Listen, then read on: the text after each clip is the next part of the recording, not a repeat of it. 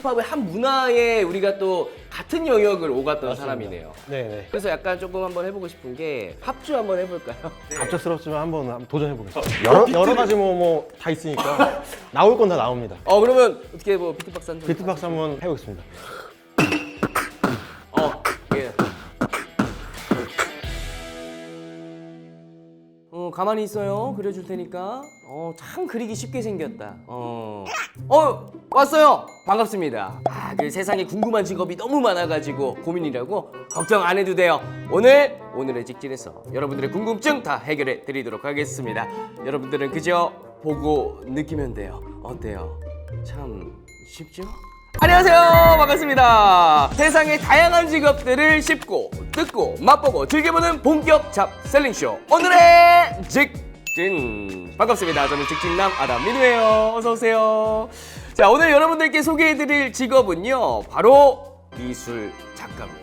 회화, 조소, 건축, 공예 등등등 시각적으로 파악하고 그리고 그것들을 예술로 표현하는 것들을 미술이라고 하더라고요. 오늘 함께 해주실 작가님께서 우리를 어떤 아트의 세계로 안내해 주실지 여러분들 기대 많이 해주시기 바랍니다. 자, 그러면 오늘의 주인공을 한번 모셔보도록 할게요. 재봉틀 드로잉으로 한국 예술계의 새로운 패러다임을 제시해 주실 전업 미술 작가 정민기 작가님을 초대합니다. 어서 오세요. 네, 안녕하세요. 안녕하세요, 작가님. 네, 본인 소개 한 번만 부탁드릴게요. 안녕하세요.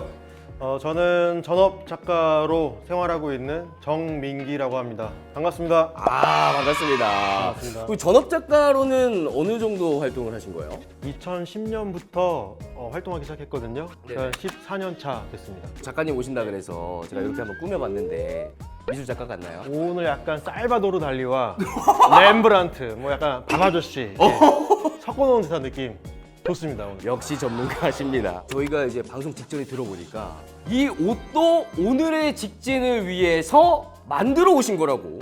직접 바로 다 손수 그리고 왔습니다. 그리신 거예요? 네, 여기 잘 보시면요, 이 꾀꼬리 한 마리가 날아가고 있거든요. 아, 꾀꼬리 위로 꾀꼬리의 영혼이 함께 날아가고 있어요. 자, 보시면은 그 영혼 사이에 화가의 어떤 영혼을 달래주는 이 선. 갈비 약간 밑에 넣고 왔습니다. 갈비 약간 밑에. 네네네. 뭔가 의미가 따로 있나요? 공존이라는 주제를 갖고 작업을 했었는데, 이 세상에 사람 말고도 되게 작은 미물들이 같이 공존하고 있잖아요. 그래서 제 옷에다가 그 풍경을 한번 옮겨봤어요. 공존. 공존, 구독자분들과의 공존. 공존, 그러려면 구독과 좋아요, 알림 설정, 공존. 공존.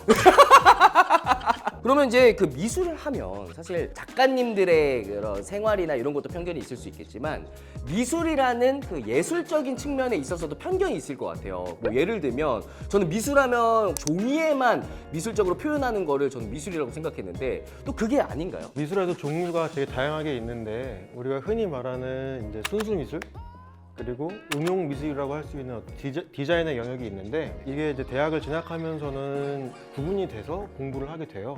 근데 결국 현재 저희가 하고 있는 이 필드에서는 크로스오버, 융복합 이런 말 많이 있잖아요. 왔다 갔다 많이 합니다.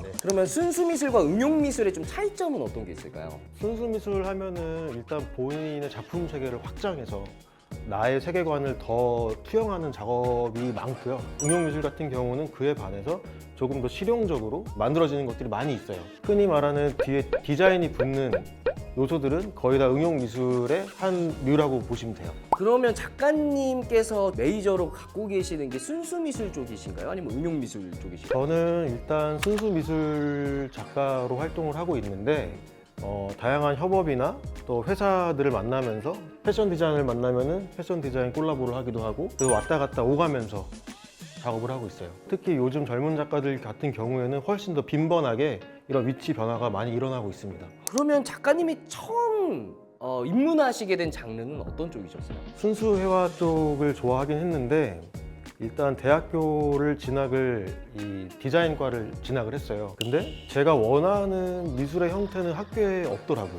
그래서 오히려 이제 학교에 있기보다는 학교 울타리를 벗어나서 진짜 드로잉만을 위해서 어딘가를 떠나면서 여행 스케치를 많이 했거든요. 저한테는 학교보다는 오히려 학교 밖의 세상이 그 자체로 그냥 배움터였던 것 같습니다. 야, 역시 아티스트다우신 그런 답변 아닌가요? 작가님이 그래피티로 처음 시작을 하셨다고 들었거든요. 네, 맞습니다. 그래피티로 어떻게 시작을 하게 되신 거예요? 고등학교 1학년 때 힙합을 좋아하다 보니까 이 음악을 들으면서 길거리를 배회할 때가 많았는데 특히 굴다리 밑에 들어가면은 누군가 이렇게 뿜어낸 게 많아요. 벽에다가 다양한 알록달록한 색깔들이 있는데 이게 진짜 자유로운 예술 같다.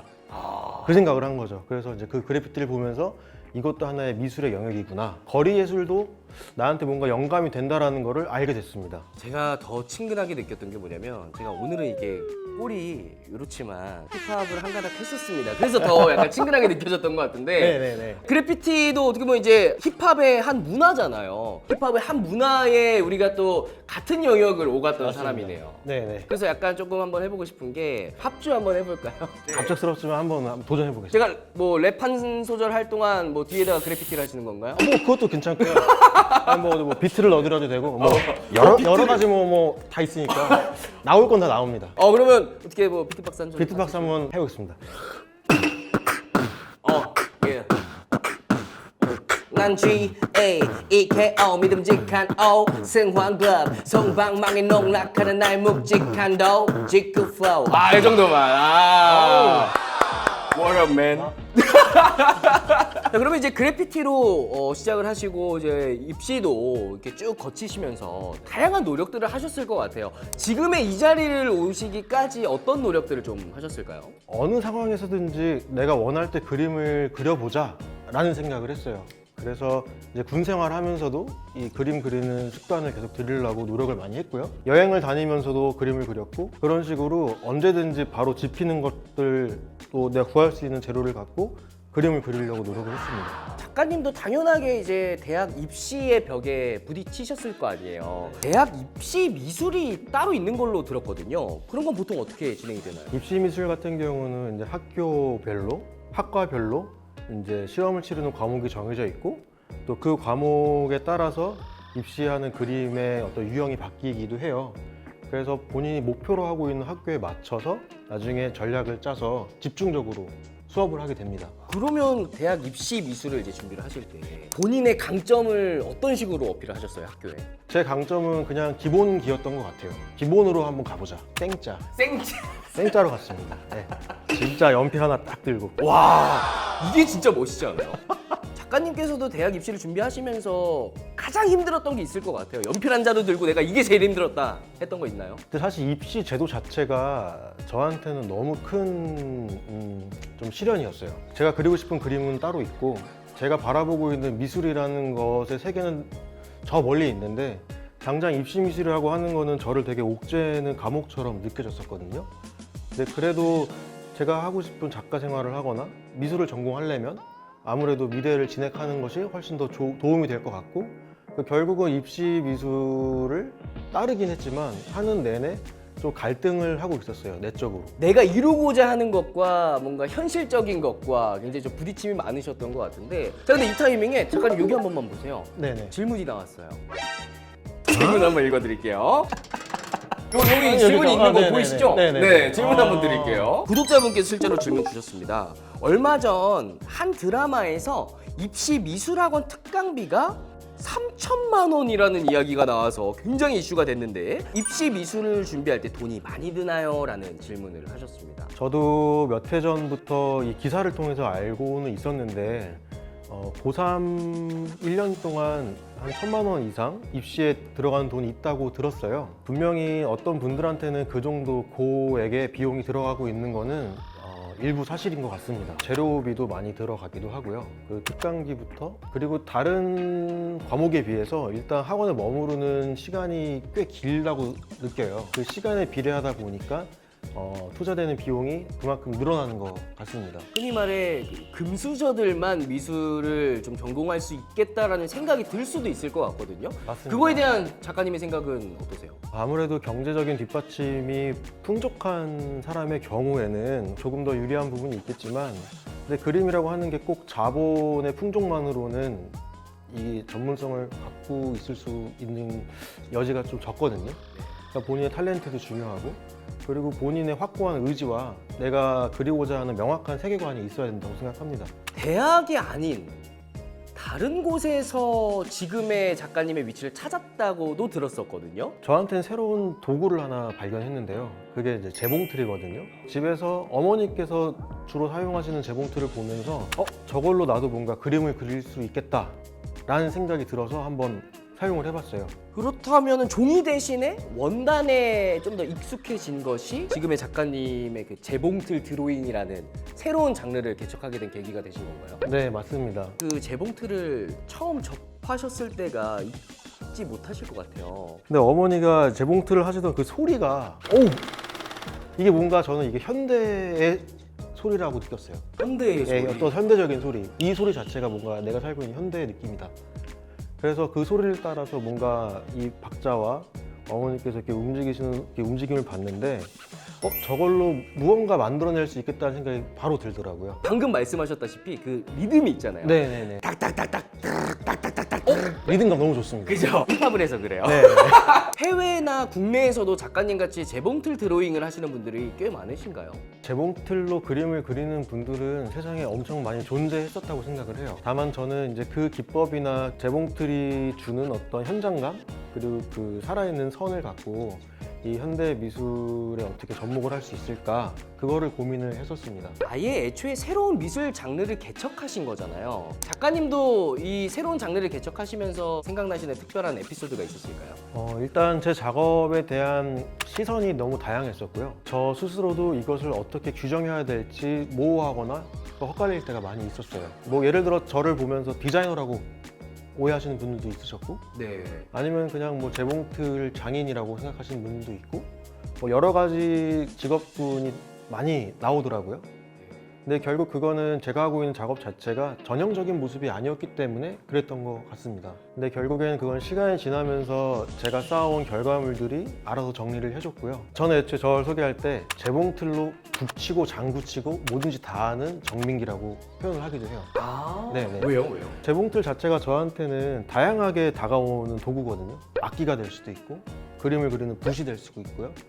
그래서 그냥 그 재봉틀로 무언가 재밌는 일을 하고 있는 사람으로 설명하는 게 되게 재밌고 좋은 것 같더라고요.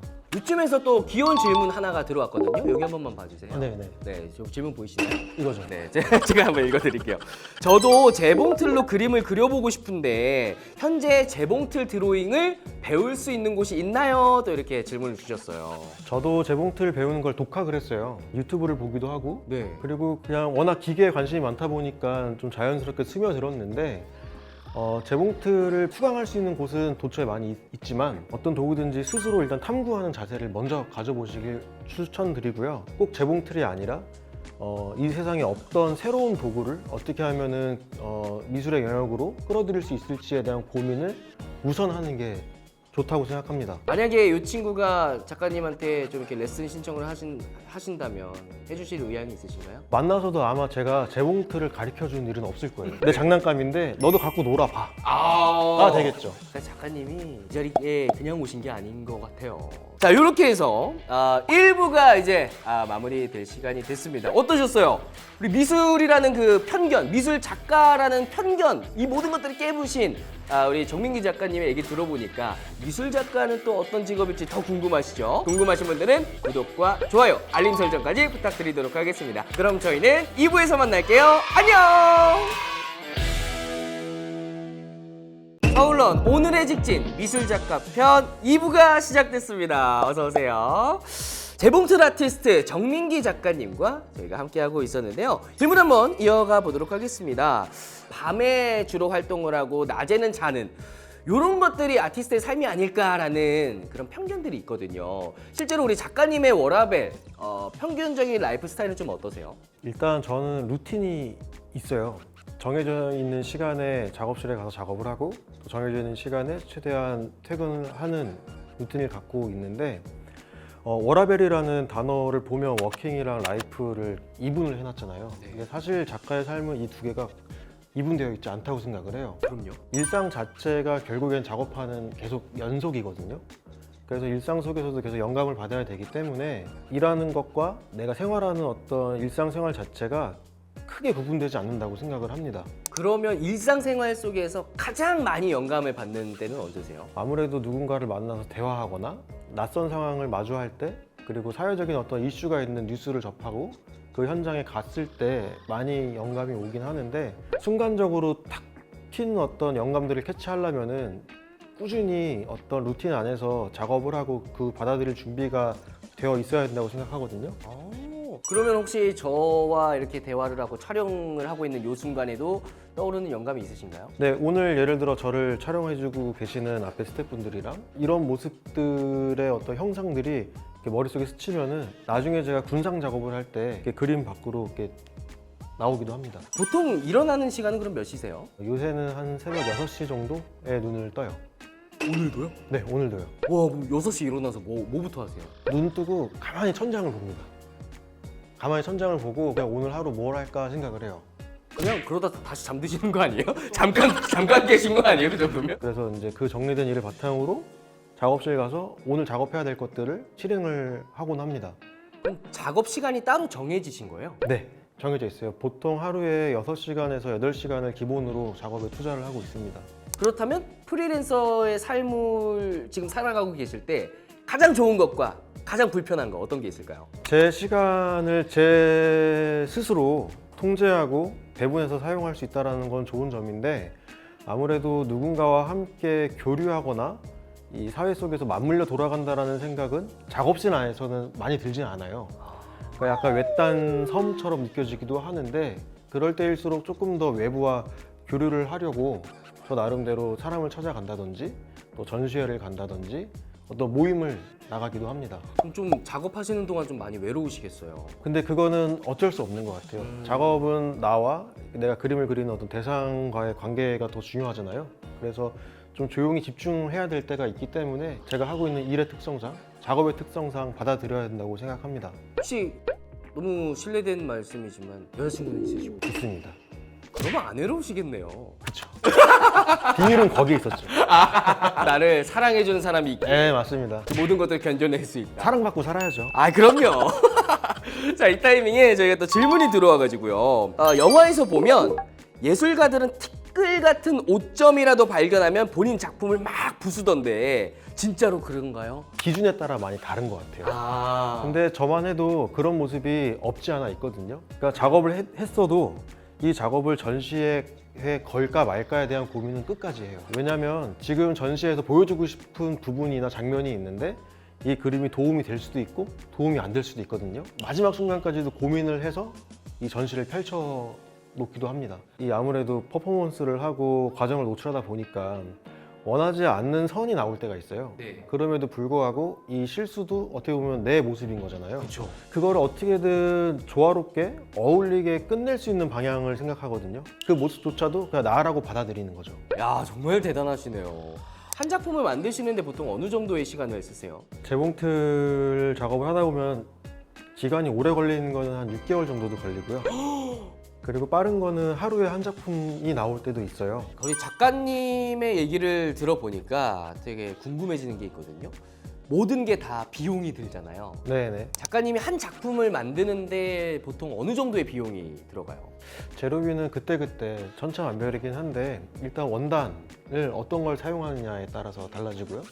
그리고 기계가 되게 특수한 기계가 필요할 때도 있어요. 재봉틀 같은 경우는. 근데 또 그거를 마련하는 장비값도 사실 만만치 않습니다. 재봉틀도 종류가 되게 여러 가지인가 봐요. 우리가 흔히 알고 있는 그런 재봉틀이 아닌 것도 있어요? 맞습니다. 네. 종류가 되게 다양하고요. 크기도 다양한데 일반 가정용 재봉틀도 많이 사용하지만 좀 특수한 재봉틀 같은 경우는 중형차 한 대 가격 정도 하는 것들도 있어요. 그러니까 차를 타고 다니는 게 아니라 재봉틀을 타고 다닌다고 보시면 돼요. 와, 직접 나는 걸어 다닐지언정 네네네네. 내 모든 작품에 혼을 네, 쏟겠다. 다 쏟고 있습니다. 야, 정말 대단하시네요. 그러면 그런 작품들을 하나하나 만드실 때 뇌새끼가와 같은 그런 작품일 텐데 그 작품들을 만드실 때마다 가장 신경 쓰는 부분은 어떤 거세요? 이게 날 닮아 있나?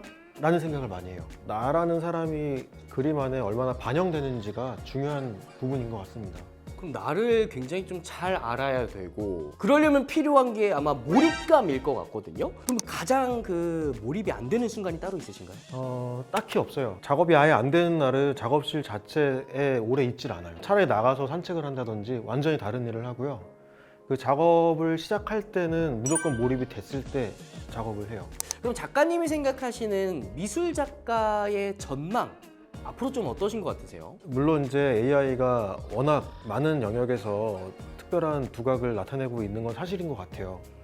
그렇지만 인간의 어떤 마음? 그거 자체를 그대로 옮기는 거는 오로지 사람만이 할 수 있지 않을까라는 생각을 하고 그런 부분에 있어서 이 뭔가 표현해낸다는 작가의 세계에도 앞으로 꾸준한 발전이 있을 것 같고요. 그리고 워낙 크리에이터가 많아지고 있잖아요. 그렇죠. 뭐 유튜브를 통해서 개인 방송 하시는 분들도 많이 있고, 근데 그 중에서 이 보여지는 모든 시각적인 것들은 다 미술과 관련이 있어요. 그래서 미술을 배워두면은 언젠간 어떠한 형식으로든지 간에 접목을 해서 쓸 수 있는 가능성이 있다고 생각합니다. 그러면 작가님은 현재 미술 작가시잖아요. 네네. 내가 미술 작가로서 갖고 있는 꿈이 난 이런 게 있다. 좀 얘기를 해주실 수 있나요? 제가 아직 못 해본 공연이 하나 있어요. 네. 그 공연이 재봉틀 오케스트라입니다. 우와, 그건 뭐예요? 예를 들어 봉제 공장에 가서 나오는 그 소리들이 공장의 소음이 아니라 오케스트라처럼 뭔가 들을 수 있는 어떤 하나의 음악적인 해석이 가능하고 또 모두가 즐길 수 있는 퍼포먼스적 요소가 가미돼서 콘서트를 한번 해보고 싶어요. 우와, 듣기만 해도 너무 새롭지 않아요? 아무래도 가장 더 중요한 질문이 마지막으로 좀 준비가 되어 있는 것 같아요. 미술 작가, 배고픈 직업 아닙니까? 그거 내가 먹고 사는데 지장 없습니까? 라는 걱정들이 참 많으시더라고요. 어떻게 생각하세요? 현대미술 작가 중에서 정말 유명한 분들은 먹고 살 걱정 없이 엄청난 자산과 부를 축적하고 사세요. 그 부의 대부분은 이제 작품 판매 수익일 거고요. 그만큼 미술품 자체가 인정을 받고 또 그 가치가 많은 사람들한테 공감이 된다고 하면은 굉장히 천문학적인 수치로 교환이 되거든요. 근데 그렇다고 그분들의 수익만 바라보고 살 수는 없잖아요. 그렇죠. 네. 프리랜서의 삶은 누구나 마찬가지겠지만 불안정할 수밖에 없어요.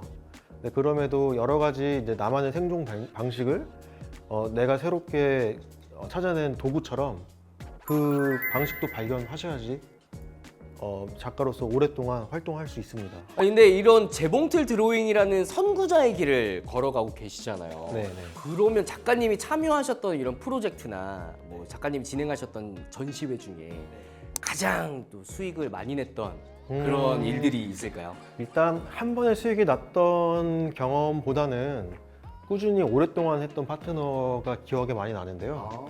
그러니까 저는 아무래도 재봉틀을 쓰다 보니까 재봉틀 회사랑 오랫동안 콜라보 작업을 했어요.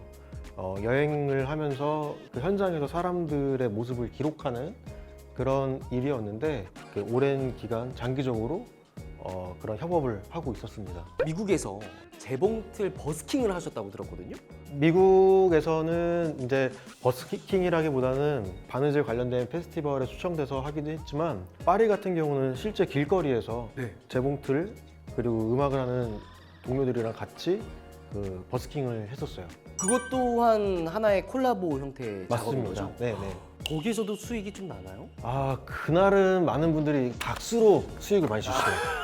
박수 수익은 끝났습니다. 아, 그런 느낌이구나. 네네. 이쯤에서 우리 오늘의 직진의 코너 속의 코너 컨트롤 CV 복붙 코너를 진행해 보면 좋을 것 같아요. 작가님은 보통 그 영감을 얻기 위한 훈련 어떻게 진행을 하시나요? 일상생활 속에서 언제든지 그림을 그릴 수 있게끔 준비를 항상 하고 다니는 편이거든요. 펜과 종이는 늘 제 가까운 곳에 두려고 하고 있습니다. 그래서 저희가 작가님의 그런 얘기를 미리 들어가지고 수첩과 펜을 준비를 했습니다.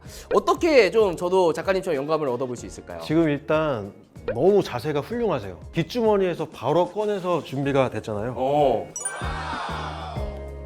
그러니까 이 훈련이 되어 있는 게 사실 어렵거든요. 예를 들어 오늘 지금 보고 계시는 혹시 이 촬영장의 분위기를 한번 간단하게 스케치해 보시는 건 어떨까요? 분위기를요? 네, 앞에 보이시는 분도 좋고요. 지금의 느낌을 어떻게든 한번 기록을 한다는 생각을 해보시면 좋을 것 같아요. 그러면 제가 한번 그려보도록 할게요. 바로 조명이 이렇게 있고요. 이렇게 있고, 여기 카메라가 이렇게 있고요. 손깍지가 이렇게 있고. 이게 뭔지 알아보시겠나요? 금방 알아봤어요. 거짓말. 아 진짜 이걸 어떻게 알아봐요? 알아봤습니다. 이게 예술이 된다고요? 네네. 저는 중요한 포인트를 하나 발견했어요. 오, 어떤 거요? 네, 이 안에 지금 본인도 모르게 이야기로 설명하시면서 했거든요. 네. 그러니까 스토리텔링이 여기 안에 들어가 있는 거예요. 지금 조명이 있다, 어느 위치에 카메라가 있다, 이 스토리가 그림이 된다는 거가 사실 기본이에요. 기초를 이미 하고 계신 거예요. 오, 되게 재밌다 이거. 재밌어요? 네, 재밌어요. 한 장만 더 해보시죠. 하나 더 해볼래요. 뭐 해볼까요 이번에? 지금 이 모습? 오, 재밌겠다. 자, 일단 제가 아까 거울을 봤기 때문에. 네네. 자, 일단 여러분 제 얼굴을 한번 보세요. 곱슬곱슬 이렇게 가고, 제가 약간은 그 얼굴 형태가 육각형이거든요. 육각형의 얼굴을 이렇게 한번 살짝 그려주고요. 이거 무슨 어디 할렘가에서 본 듯한 사람이에요. 오? 근데 느낌 있어요. 와, 이게 아 느낌 있어요. 그냥 지금 본인이 생각하는 그 감정이나 생각을 그대로 표현하신 거잖아요. 그쵸. 남들이 혹시 이 그림을 못 그린 그림으로 볼까봐 아무것도 그리지 못하는 것보다는 훨씬 좋은 상황인 것 같아요. 네. 그림 실력은 어떨지 몰라도 이게 작가님이 어떻게 생각을 바꿔주느냐가 굉장히 작품이 맞습니다. 되느냐 아니면 낙서가 되느냐 여기 결정되는 것 같아요. 미술이라는 거, 그림이라는 거는 이 발상들이 계속 변화하면서 발전을 해왔어요. 그렇기 때문에 우리가 늘상 알고 있던 익히 아는 그림을 그리는 것보다도 나의 시선으로 새롭게 해석을 해보는 것도 굉장히 중요한 부분입니다. 우리 구독자분들도 지금 북북 코너를 함께 하시면서 여러 가지 한번 시도를 해보실 것 같은데 저 말고 우리 구독자님들께 특별히 드리는 특별 오더가 있을까요? 뒷주머니가 있어야 돼요. 넣으셔야 되거든요, 이렇게. 바로 넣고 꺼내세요. 꺼내서 방금 하셨던 것처럼 그리시는 겁니다. 아무거나. 아무거나. 그 순간순간 지금 나의 감정이나 느낌을 캐치하고자 하는 노력이 그거 무엇보다 중요할 것 같습니다. 스케치가 어렵겠다라는 것 또한 편견임을 네. 우리 작가님의 이런 복부 코너를 함께하면서 같이 한번 느껴봤는데요. 자, 이렇게 정민기 작가님과 함께 얘기를 나누다 보니까 어느덧 마무리할 시간이 됐습니다. 마지막 공통 질문이 하나 있거든요. 나 정민기 다시 태어나도 미술 작가를 한다? 안 한다? 한다! 왜요? 너무 재밌어요. 너무 즐겁고 자유로움을 느낍니다, 이 안에서. 함께하고 계시는 우리 서울론 오늘의 직진 구독자분들께 마지막 한마디 해주신다면 어떤 게 있을까요? 하고 싶은 일을 밀어붙여서 해보셨으면 좋겠어요. 그 안에서 행복을 느끼셨으면 좋겠고요. 또 즐기셨으면 좋겠습니다. 잘 먹고 잘 삽시다. 좋습니다. 자, 이렇게 해서 오늘 서울런 오늘의 직진 미술 작가 편 마무리해 보도록 하겠습니다. 오늘은 정민기 미술 작가님과 함께 미술 작가의 세계에 풍덩 빠져봤는데요. 앞으로 또 다양한 직업들이 또 준비가 돼 있으니까 구독과 좋아요, 알림 설정까지 부탁드리도록 하겠습니다. 여러분 안녕히 가세요. 오늘의 직진 안녕.